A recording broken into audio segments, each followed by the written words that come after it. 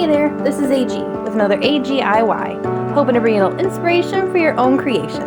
Today's project is a wooden flower holder. Boy, that was fast.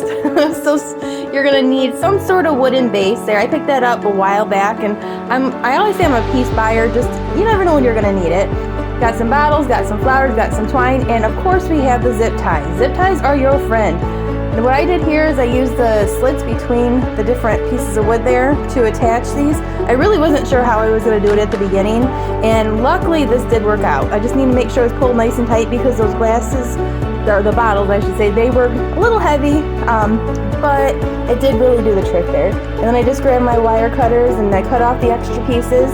And obviously zip ties are not the prettiest when it comes to aesthetics. So I grabbed some twine and I got my little finger protector there because let me tell you, that hot glue gun gets hot.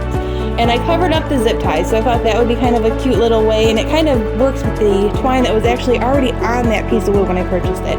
So there you see there, I just kind of put it all over all of the zip ties on all of the bottles, and I thought it needed a little something. So I wanted to make sure, you know, add a little touch there. And I'm gonna make some bows, and that is going to be coming up. There you go.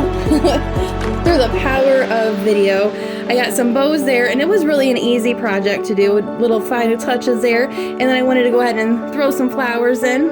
So if you like this one, guys, make sure you like and you follow, and we will see you next time. Bye, guys.